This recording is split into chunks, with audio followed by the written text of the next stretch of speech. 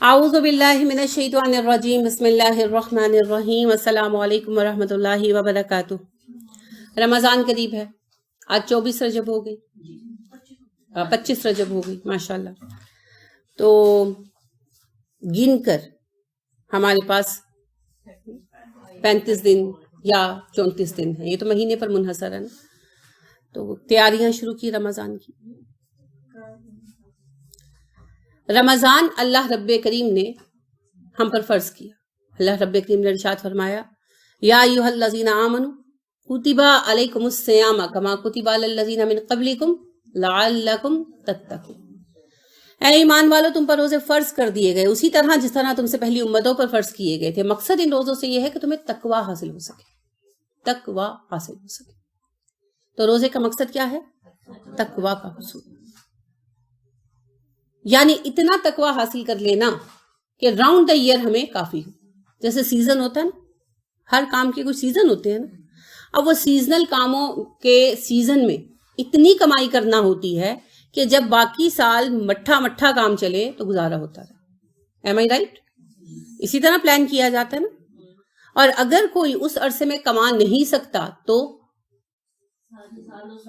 سارا سال گدے کی طرح کام بھی کرنا پڑے گا اور پوری نہیں پڑے گی۔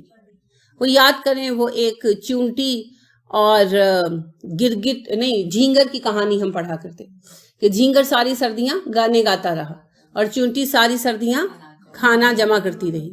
تو جب سردی آ گئی اور جھینگر کے پاس کھانے کو کچھ نہیں بچا تو اس نے آ کر چونٹی سے کہا، مجھے کچھ کھانا دے دو۔ تو اس نے کہا، کیوں؟ گرمیوں میں تم کیا کر رہے تھے؟ اس نے کہا، میں گانے گا رہا تھا۔ تو اس نے کہا، اب بھی جا کر گانا گاؤ، شاید اس سے تمہارا پیٹ بھر جائے۔ تو جب ہم ٹائم پر کام نہیں کریں گے تو بعد میں جو ڈیفیشنسی آئے گی اس کو صرف اور صرف ہمیں ہی جھیلنا ہوگا۔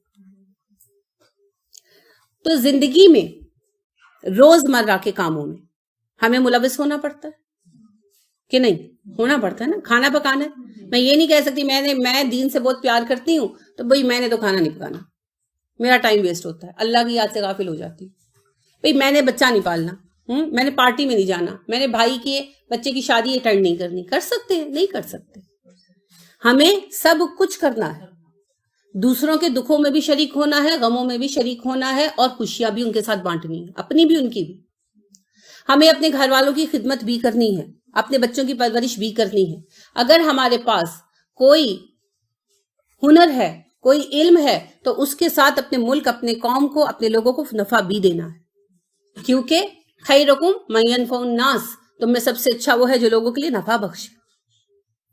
تو ہمیں لوگوں کو نفع بھی دینا ہے، اس کے بغیر تو ہمارا کام ہی نہیں چلے گا۔ صحیح؟ اب اس صورتحال کے اندر یہ دیکھیے کہ اگر ہم لوگ جب دنیا کے کاموں میں لگتے ہیں تو اللہ کی یاد سے غافل ہو جاتے ہیں تو گھاٹے کا سودا ہے، اور اگر ہم اللہ کی یاد کو لے کر بیٹھتے ہیں اور سارے رشتے توڑ دیتے ہیں تو بھی گھاٹے کا سودا ہے۔ ہمیں اپنے سب کام اس طرح کرنے ہیں کہ ان کاموں کے کرتے ہوئے، ان فرائض کو سر انجام دیتے ہوئے ہم اپنے اللہ سے جڑے رہیں۔ یہی تقاضا ہے نا اسلام کا، ہم اپنے فرائض کو نبھائیں اور نبھاتے ہوئے ان سے اوپر اٹھ کر اپنے رب سے جڑے رہیں۔ اصل میں اسی کیفیت کا نام تقویٰ ہے۔ ہم جب جہاں جو کام کر رہے ہوں اللہ سے جڑ کر رہے ہیں۔ اگر میں دکھاوے کے لیے قرآن پڑھا رہی ہوں تو اس کا بھی کوئی اجر نہیں، اور اگر اللہ کی رضا کے لیے میں اپنے بھتیجے بھتیجی یا کسی کی شادی کی تیاری میں مدد کر رہی ہوں تو اس کا بھی اجر ہے، بازار پھرنے کا بھی ہے نا۔ یعنی فرض کریں کہ مجھے کوئی چیز چاہیے اور مجھے لینی نہیں آتی، میں کہتی ہوں تم مجھے لا دو، ان سے کہتی ہوں یہ میری خاطر بازار جاتی ہیں تو ان کو اس کا اجر ہے، اور میں گھر میں نماز پڑھ رہی ہوں اور دکھاوے کی نماز پڑھ رہی ہوں تو اس کا اجر ہے؟ نہیں ہے۔ تو اللہ کو یاد کرتے ہوئے سارے کام کرنا در حقیقت تقویٰ ہے، کیونکہ رہبانیت ترک دنیا اسلام میں نہیں ہے، اور اللہ کی یاد سے غافل ہونا بھی ہمارے لیے جائز نہیں ہے۔ اب ان دونوں کو بیلنسڈ کر کے رکھنا ہی در حقیقت تقویٰ ہے، مگر مسئلہ یہ ہے کہ ہم یہ تقویٰ کیسے لائیں، کیونکہ ہم تو دنیا کے کام میں پڑتے ہیں تو رب کو بھول جاتے ہیں۔ اکثر لوگوں کا یہ عالم ہے کہ ان پر فیض آتے ہیں. جب ان پر دینداری کا فیض آتا ہے تو ان کا حال یہ ہوتا ہے کہ کمرے بند کر کے بیٹھ جاتی ہیں, بچوں کو بھی نہیں دیکھتی. پھر ڈانٹ پڑتی ہے شوہر سے, ساس سسر سے, ماں باپ سے, تو پھر واپس آتی ہے, پھر دنیا میں اتنی انوالو ہوتی ہے کہ فرض نماز بھی نہیں پڑھتی. تو لوگ کہتے ہیں کہ ان کو نا ڈپریشن ہوتا ہے. یہ ڈپریشن نہیں ہے, یہ آؤٹ آف بیلنس ہونا ہے. You have lost your equilibrium. آپ کا توازن کہاں گیا؟ مومن تو متوازن ہوتا ہے. اس توازن کا تقاضا یہ ہے کہ دنیا میں جو رشتے ہیں وہ تو خود ہمیں انوائٹ کرتے ہیں, موجود ہیں, فزیکل ایگزسٹنس ہے ان کی, لہٰذا ہم انہیں دیکھتے ہیں, ان سے جڑے رہتے ہیں. اللہ کے ساتھ ہمارا رشتہ غیب پر مبنی ہے. اس رشتے کے ساتھ ہمارا تعلق اتنا جڑ جائے کہ ایگزسٹ کرتے ہوئے رشتے ہمیں اس سے جدا نہ کر سکے. تو اس مضبوطی کے حصول کے لیے ہمیں یہ مہینہ ملا ہے. ہمارا تعلق اتنا مضبوط ہو جائے کہ باقی 11 مہینوں کی دنیا داری ہمیں اللہ سے غافل نہ کر سکے. یہ ہمارا وہ الٹیمیٹ گول ہے جو اللہ نے رمضان میں سیٹ کیا ہے, اور اگر ہم اسے اچیو نہیں کرتے تو روزے سے ہم نے کچھ اچیو نہیں کیا. اب یہاں رک کر سوال یہ ہے, ہم میں سے کوئی 25 سال سے روزے رکھ رہا ہے, کوئی 15 سال سے رکھ رہا ہے, کوئی 20 سال سے رکھ رہا ہے, کوئی 40 سال سے رکھ رہا ہوگا. کتنا چینج آیا, کتنی خدا خوفی آئی. کیا اللہ ہمارے ساتھ چلا؟ کیا ہم اللہ کے ساتھ چلے؟ کیا اللہ کی یاد دلوں میں بسی؟ کیا ہمیں اچھا برا کرتے ہوئے رب یاد آیا؟ کیا ہمارا تعلق جڑا, تار ملا, کنیکشن ہوا؟ وی آر کنیکٹڈ ٹو اللہ اور ناٹ؟ اور اگر یہ سب کچھ نہیں ہوا تو اتنے سالوں کے روزوں سے پھر ہم نے کیا پایا؟ کیونکہ روزے کا مقصد کیا ہے؟ جب تقویٰ نہیں ملا, اللہ سے جڑ نہیں سکے, تو مقصد ہی پورا نہیں ہوا. پانی کا کیا مقصد ہے؟ پیاس بجھانا. آپ بوتل پیتے ہیں, کوک یا مرینڈا, کوئی بھی, مزہ تو بہت آتا ہے, پیاس بجھتی ہے, بھڑک اٹھتی ہے, لہٰذا وہ پانی کا کام نہیں دے سکتی, حالانکہ سائنس کے معنوں میں وہ بھی لیکوڈ ہے. تو اگر جو چیز اپنا مقصد پورا نہیں کرتی, اس چیز کا فائدہ کیا ہے؟ بستر ہو اور آرام دینا ہو, کوئی فائدہ ہے؟ جوتا ہو اور مضبوط نہ ہو, کوئی فائدہ ہے؟ اولاد اور فرما بردار نہ ہو, کوئی فائدہ ہے؟ اور روزہ اور تقویٰ نہ ملے تو کیا فائدہ ہے؟ کوئی فائدہ نہیں. تو نبی کریم صلی اللہ علیہ وسلم نے ارشاد فرمایا, وَعَنْ كَعْبٍ بن اجرا رضی اللہ تعالی عنہ قال رسول اللہ صلی اللہ علیہ وسلم, کعب بن اجرا نے کہا, رسول اللہ صلی اللہ علیہ وسلم نے کہا, احضروا المنبر, ممبر کے قریب آؤ.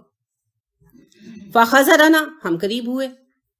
فلما ارتقى درجہ, تو آپ ایک سیڑھی چڑھے, ایک زینہ چڑھے. قال آمین, اور آمین کہا. فلما ارتقى الدرجہ الثانیہ, دوسرا درجہ چڑھے. قال آمین, پھر کہا آمین. فلما ارتقى الدرجہ الثالثہ, پھر تیسرا چڑھے ممبر کا زینہ. قال آمین, پھر آمین کہا. آپ کا جب ممبر بنا 3 زینے تھے, ہر زینے پر آمین کہا. فلما نزلا, جب آپ بیٹھ گئے. قلنا, ہم نے عرض کیا, یا رسول اللہ صلی اللہ علیہ وسلم, اے ہمارے رسول صلی اللہ علیہ وسلم, سمینا منک اليوم شیئا ما كنا نسمعه, ہم نے آج آپ سے ایک ایسی بات سنی جو پہلے کبھی نہیں سنی. کیا؟ ہر سیڑھی پر آمین آمین آمین کرنا, پہلے کبھی نہیں سنا, آج آپ نے کیوں کہا؟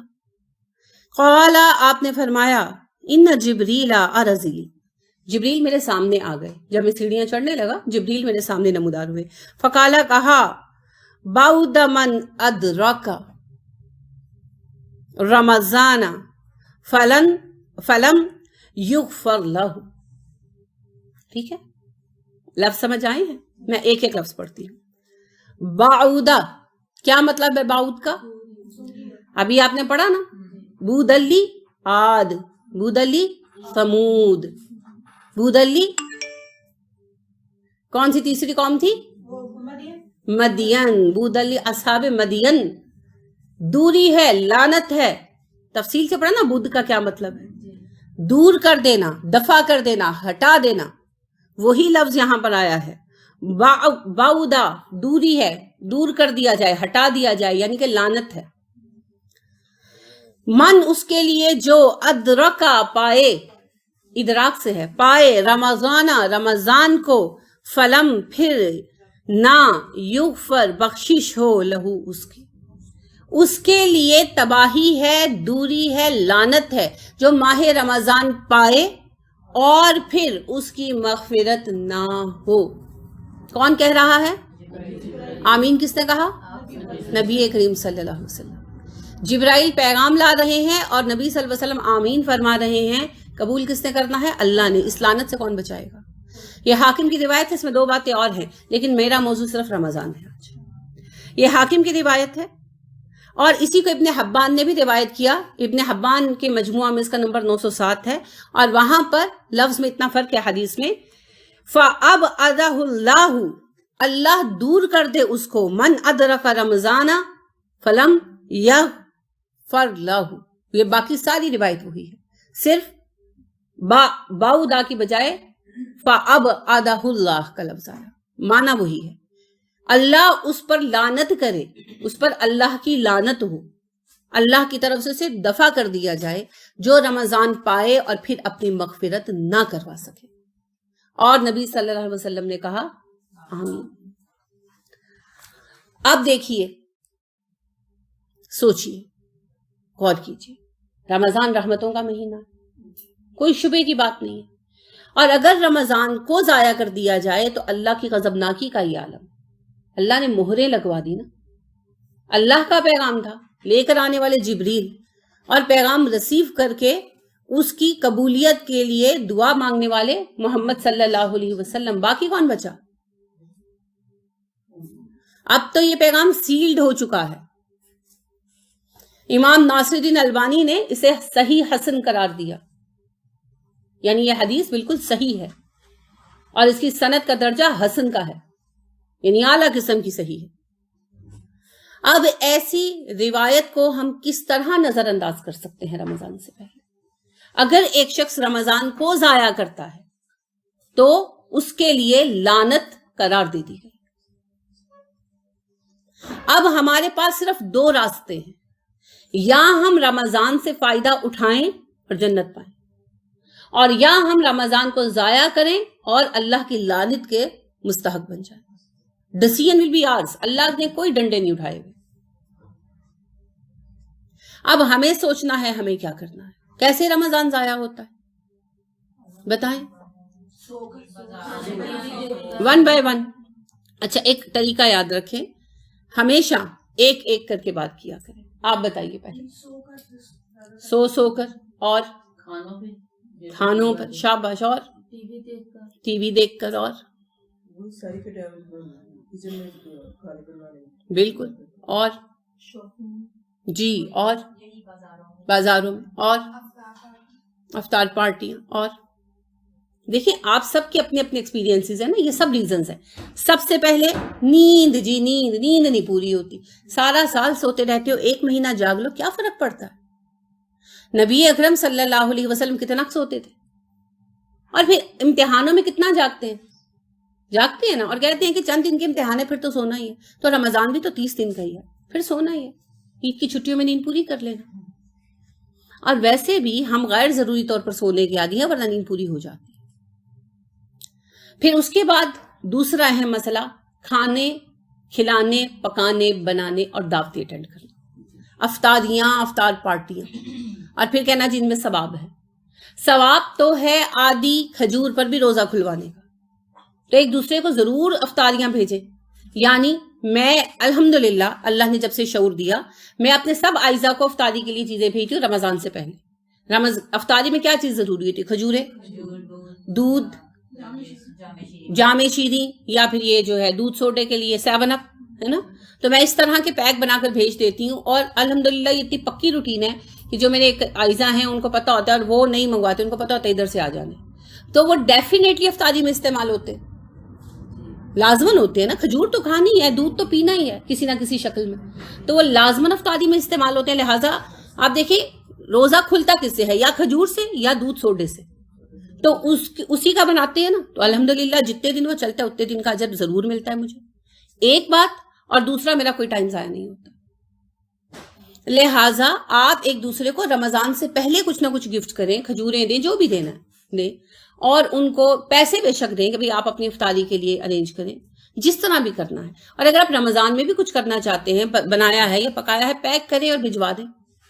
یہ جو ہم مجمع لگا کر بیٹھ جاتے ہیں نا افطار پارٹیوں کے، اس میں وقت بہت ضائع ہوتا ہے، سب کا، آنے والوں کا بھی رستوں میں ضائع ہوتا ہے، بلانے والے کا بھی ضائع ہوتا ہے، پھر جو آتا ہے وہ کہتا ہے میں بھی بلاؤں۔ ایک تو خود افطار پارٹیاں مت مرتب کرے، اور دوسرا آپ کو بلایا جائے تو محبت کے ساتھ سبب بتا کر معذرت کریں تاکہ اگلا بھی اس پر سوچے۔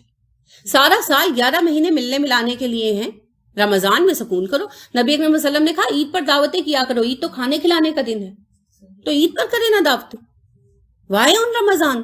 نہیں، رمضان تو بھئی بڑا قیمتی ہے کہ 1 منٹ میرا قیمتی ہے اللہ کے ساتھ، میں نے رمضان میں بخشش لینی ہے، میں نے رمضان میں یہ اعزازی لینا کہ اس کی افطاری بہت اچھی تھی، نہیں، کوئی ضرورت نہیں۔ گھروں کے اندر بھی کم پکائیں، سادہ پکائیں، اور ایک کا چیز بنائیں، مت دسترخوان بھر بھر کے رکھیں۔ آپ نے اپنی قبر سے اٹھنا ہے، شوہر کی قبر سے یا بچوں کی قبر سے نہیں اٹھنا، اور قیامت کے روز انہوں نے سہولت سے کہنا ہے اللہ جی منع کر دیتی ہماری ماں، کہہ دیتی ہمیں، ہم نے کون سا اس کو ڈنڈے مارے تھے کرنے کے لیے۔ لہٰذا کسی نے آپ کی جگہ پر جواب دہی نہیں کرنی، رمضان ضائع نہیں کرنا۔ پھر شاپنگیں سب رمضان سے پہلے کریں، رمضان میں کوئی چیز ضرورت بھی ہے تو اس کو چھوڑ دیں، ملتوی کر دیں، کچھ نہیں ہو گیا، کوئی آفت نہیں آئے گی اگر ایک جوڑا نہیں سلے گا تو۔ ایک دوسرے کو بھی جو جوڑے وغیرہ دینے ہوتے ہیں نا، رمضان سے مہینہ پہلے دیا کریں، عادت بنا لے، رجب میں عیدیاں دے دیں تاکہ جس نے سلانا ہے اس کے ساتھ کوئی چیز لانی ہے وہ پہلے سلائے سلوئے۔